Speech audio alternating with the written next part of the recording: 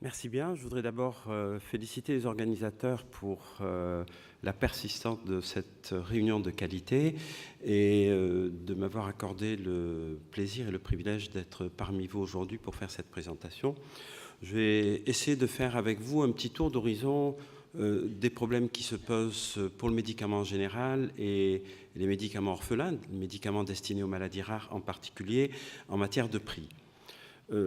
On a une demande qui augmente de façon rapide et on est dans un environnement contraint, c'est-à-dire qu'on ne dispose pas de l'élasticité pour augmenter la capacité à payer des produits.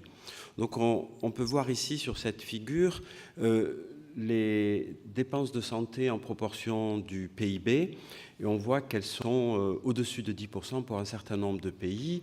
Et il y a une grande question qui est lorsque on canalise vers la santé une proportion croissante de notre PIB, il arrive un seuil à partir duquel on va générer de la non-santé. C'est-à-dire que les déterminants de la santé ne sont pas forcément les soins, et qu'il existe de multiples déterminants, dont l'éducation, dont les prises en charge sociales, et qu'en canalisant les ressources hors de ces secteurs-là pour les amener vers santé, eh bien, on va détruire de la santé. Donc il y a une question d'équilibre entre les différents postes de dépenses en dehors de la santé et dépenses dans le cadre de la santé. Vous voyez ici que la progression des dépenses de santé est beaucoup plus rapide que la progression du PIB. Ça veut dire que chaque année, l'investissement en santé accapare une proportion plus importante de notre revenu au niveau national. Vous voyez ici les vitesses de progression du GDP et vous voyez que dans un certain nombre de pays, il est plutôt stable et que la part allouée à la santé croît dans certains pays de façon extrêmement rapide. Donc on se trouve dans une situation où il y a un fossé qui se creuse, qui menace la pérennité de l'assurance maladie, entre d'une part l'offre de soins et plus particulièrement de médicaments qui est de plus en plus performante, attractive, médecine personnalisée qui consiste à identifier des populations au sein d'une pathologie, des sous-populations de taille de plus en plus petite, avec des bénéfices de plus en plus importants pour un certain nombre de produits, et l'arrivée de la médecine digitalisée qui représente aussi des opportunités de coûts importants et de bénéfices qui sont en cours de clarification, car on ne les maîtrise pas très bien aujourd'hui. Donc on a un échantillon de produits qui sont susceptibles d'arriver sur le marché, qui sont impressionnants dans les années à venir, et qu'on ne pourra vraisemblablement pas payer si notre modalité de paiement n'évolue pas. Alors, quand il s'agit des prix des médicaments orphelins, premier point, c'est que les désignations de médicaments orphelins augmentent de façon extrêmement rapide, notamment aux États-Unis et en Europe. Ça démarre plus lentement, mais c'est en train de prendre maintenant également au Japon. On voit qu'on est avec des thérapies qui vont varier de 1 million à près de 400 000 dollars par patient et par an. Lorsqu'on regarde la situation de la France, on a une accessibilité à ces produits qui est relativement large. Vous voyez qu'il y a 67 produits orphelins actuellement remboursés en France, et cela exclut les médicaments hospitaliers. Vous avez des exemples comme l'Italie et la Grande-Bretagne qui ont un nombre de produits officiellement remboursés plus importants, mais qui dans la pratique sont contraints en termes d'utilisation et sont relativement peu accessibles pour les patients. Donc ils sont en apparence disponibles, mais en réalité peu disponibles. Si on compare un certain nombre de pays ici pour voir les prix de ces médicaments, on voit qu'il existe des écarts très importants entre les produits et que les moyennes varient dans un ratio de 1 à 1,5 et que la médiane varie dans un ratio de 1 à presque 2 entre les différents pays. Qu'il semble exister une relation entre la prévalence et le prix, mais elle est ténue.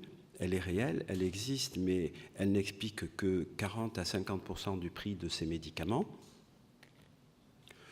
que lorsqu'on compare les prix de ces médicaments et qu'on les met en perspective avec le produit intérieur brut des pays, on s'aperçoit que des pays comme la Bulgarie vont payer jusqu'à 6 fois ce que paient d'autres pays plus riches comme la Grande-Bretagne, la France et l'Allemagne par rapport à leur capacité à payer, définie ici par leur produit intérieur brut. Donc il y a une énorme disparité dans la réalité des prix et la capacité d'accès des différents pays à ces produits-là. On voit aussi que depuis 2010, il y a une accélération de l'augmentation des prix des produits, avec certains produits qui peuvent arriver à des prix extrêmement élevés, et que cette accélération est relativement récente. Elle n'est pas si historique que ça, ou du moins elle s'est accélérée de façon très significative. Voilà. Alors une des grandes questions qui est posée, c'est ben oui, des médicaments qui vont avoir une cible en matière de nombre de patients extrêmement faible, pour qu'il y ait un retour sur investissement pour les entreprises, il faut que les prix soient nettement plus élevés que dans les pathologies plus communes. Et donc certains auteurs se sont intéressés à cette question. Et il est assez intéressant de voir dans ce travail comparatif qui compare différents types d'entreprises, dont les plus à gauche en bleu sont des sociétés spécialisées exclusivement dans les médicaments orphelins. Et vous pouvez voir que le profit brut des produits commercialisés est ici plus important que pour les autres types de laboratoires, ce qui veut dire que ça demeure un marché extrêmement attractif, que ces laboratoires investissent pratiquement 2 fois plus en pourcentage que les autres types de laboratoires, ce qui fait que leur profit net est moins important, mais il est moins important parce qu'ils mettent en œuvre des investissements importants et non pas parce que le retour sur investissement est faible. Lorsqu'on regarde leur retour sur investissement, en effet, ils sont plus faibles, mais cela est expliqué non pas parce que leur profit par produit est faible, mais parce que leurs investissements sont importants. Donc ça reste un marché très attractif pour les industriels. On peut regarder aussi l'impact de la désignation. Si vous avez un médicament destiné à des maladies rares et qui n'a pas reçu de désignation orpheline, son prix médian est d'environ 16 €. Si vous regardez le même produit, mais qui a reçu une désignation orpheline, son prix médian est de 138 €, ce qui veut dire que le simple fait de recevoir une désignation orpheline vous permet d'aboutir à un prix qui est entre 8 et 10 fois plus élevé que si vous n'aviez pas obtenu cette désignation orpheline. Vous voyez ici la progression des parts de marché et dépenses dans le marché pharmaceutique des médicaments orphelins. Et on voit qu'on a une croissance extrêmement rapide de ce marché, beaucoup plus que le marché moyen. Vous voyez ici les coûts par patient pour les médicaments orphelins par rapport aux médicaments non orphelins. Et quand on est sur ces coûts-là, on est à peu près dans un ratio de 1 à 5. Et si on prend les coûts médians, on est dans un ratio qui est de 1 à plus de 10, environ 15, entre les coûts des patients, des médicaments destinés aux maladies rares et les médicaments qui sont destinés aux maladies les plus communes. Ici, sur ce tableau, vous voyez le retour sur investissement des médicaments en intégrant uniquement les coûts afférents aux médicaments. Et vous pouvez voir qu'il est de 12,7% pour les maladies rares et de 11,1% pour les maladies non rares, pour les médicaments qui soignent ce type de pathologie. Donc il n'y a pas un manque d'attractivité de ce champ des maladies dites rares ou des médicaments orphelins destinés à traiter les maladies rares. Bon. Quel est l'impact potentiel de ces produits à court terme dans l'avenir? Si on prend ici une maladie rare bien connue, SMA, Spinal Muscular Atrophy, c'est une pathologie neurologique génétiquement transmissible, rare, et qui va avoir pour conséquence le décès des patients entre 6 mois et 2 ans environ, selon les différentes formes. Alors, d'élaborer des thérapies géniques pour ces produits-là, si on fait l'exercice suivant, avec une thérapie génique efficace, et il y y en a en développement et qui, a priori, marchent, puisque les enfants traités ont maintenant 4 ans de survie, donc a priori, ça semble marcher. Si on fait l'hypothèse que ça va continuer à marcher, ce sont des enfants qui vont vivre une vie entière normale. C'est-à-dire que leur espérance de vie va passer de 2 ans à peu près 80 ans, ce qui veut dire 78 années de vie gagnée. Si on considère qu'on les paye aujourd'hui au prix qu'on paye actuellement pour les maladies rares, une année de vie gagnée, le prix de ces produits sera de 14 625 000 euros. C'est-à-dire, si on ne change pas notre mode de calcul du financement de ces produits, un produit comme ça qui va arriver sur le marché va coûter 14 625 000 euros pour une administration unique qui va permettre de guérir la maladie. Et c'est une réalité, non pas d'après-demain, mais de demain matin. Ça tape à la porte, c'est ici, ça arrive, et il n'y en a pas qu'un, il y en a plusieurs. Donc, personne ne peut payer ça. On n'a pas les moyens de payer ça. Donc, on peut faire toute une série d'exercices pour essayer de contrôler la dépense budgétaire, mais si on ne change pas la façon d'évaluer et de financer ces produits, on ne va jamais y arriver. Alors, si on fait l'hypothèse que la seringue et le produit sont tous en or, ça nous fera à peu près 250 grammes d'or, et 250 grammes d'or coûterait 9 100 euros. Ce qui veut dire que ce type de produit va coûter 1000 fois plus cher que l'or. Donc, en termes de référence, ça appelle une certaine réflexion, l'or qui est un référentiel de métal cher. Voilà. Si on fait l'hypothèse aussi qu'on a une vingtaine de produits de ce type qui arrivent, avec des coûts même beaucoup plus faibles, on arrive à un pic d'impact budgétaire qui peut atteindre 35 milliards en une année. Et un niveau de référence d'environ 15 milliards par an ensuite, qui va descendre ensuite vers 15 milliards par an, en faisant que les produits arrivent sur le marché, 3 ou 4 produits tous les ans.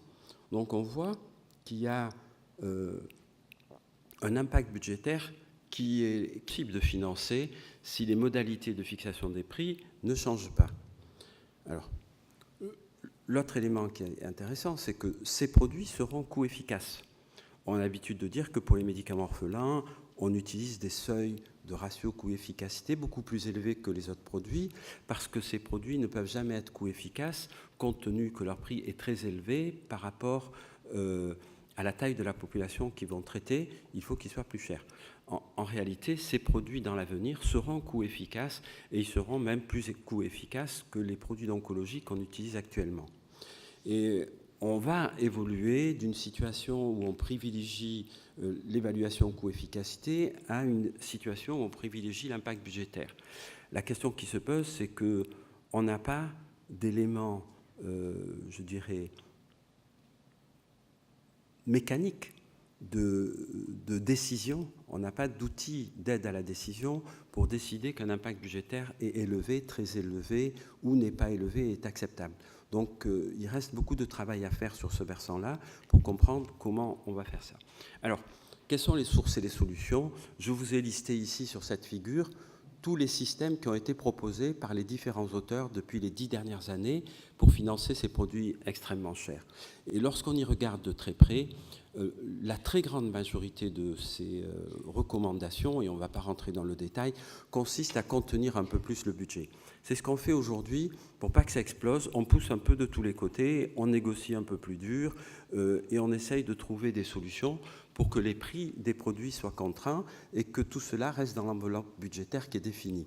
Mais vous voyez bien qu'avec des produits à 13 millions, on aura beau pousser de tous les côtés, l'enveloppe va exploser si on ne change pas la façon de financer les produits.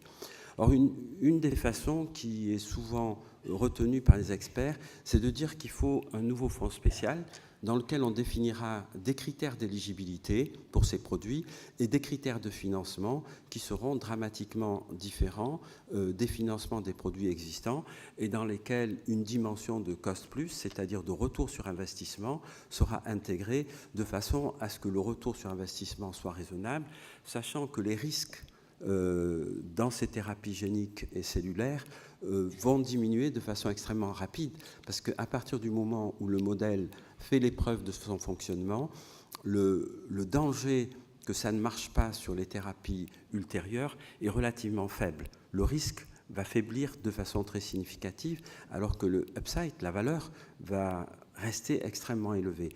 Donc il y aura une nécessité d'intégrer un ensemble de paramètres nouveaux, comme je disais, dont le retour sur investissement et la prise de risque, qui est totalement différent de la prise de risque qu'on connaît aujourd'hui sur les thérapies ciblées et sur les petites molécules d'origine chimique. Voilà. Ça ne pourra pas se faire si on n'a pas des processus d'évaluation HTA qui évoluent. Il y a deux techniques auxquelles on pense beaucoup et qui sont encore à l'état de recherche et sur lesquelles les agences se penchent assez peu. C'est l'analyse de décision multicritères, qui est une piste intéressante pour pouvoir permettre une plus grande transparence dans les décisions, et l'évaluation de modèles d'optimisation sous contrainte budgétaire, en l'occurrence. Ce sont des pistes très intéressantes, mais malheureusement, aujourd'hui, au niveau des pouvoirs publics, ça n'intéresse pas grand monde, et au niveau des financements de la recherche, ça fait rarement partie des pistes de recherche subventionnées par les pouvoirs publics. On reste beaucoup plus intéressé par d'autres démarches qui me semblent être déjà largement esselées et que l'on connaît très bien et à partir desquelles aucune solution ne pourra sortir. Un autre élément extrêmement important, c'est le processus délibératif. Dans la prise de décision HTA, il existe un processus délibératif où on va peser le pour et le contre, mettre en perspective par rapport aux connaissances, et ce processus délibératif reste de façon générale une boîte noire. Il n'est pas transparent. Les critères et le poids des critères et la contribution des critères mis en œuvre dans le processus délibératif mériteraient, dans tous les pays, de façon générale, mais aussi en France, d'être plus transparents. Et pour les rendre plus transparents, il faudrait qu'ils soient plus standardisés. Voilà. En conclusion, je voudrais dire que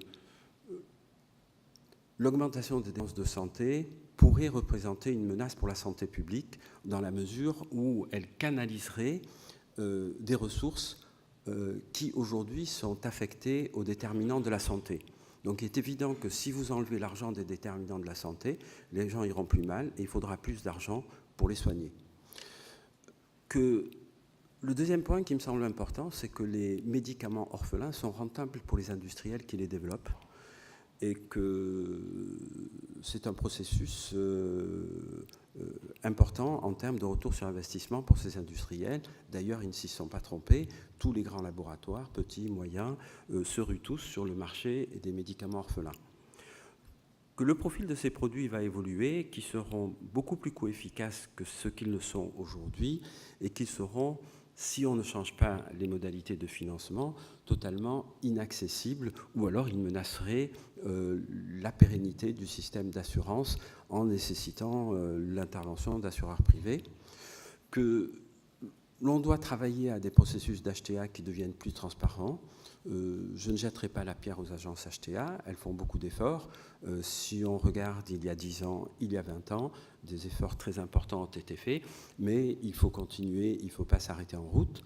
Que l'on doit trouver de nouvelles règles de financement de ces produits qui intègrent les besoins, qui intègrent les retours sur investissement et qui intègrent la propension à payer des payeurs.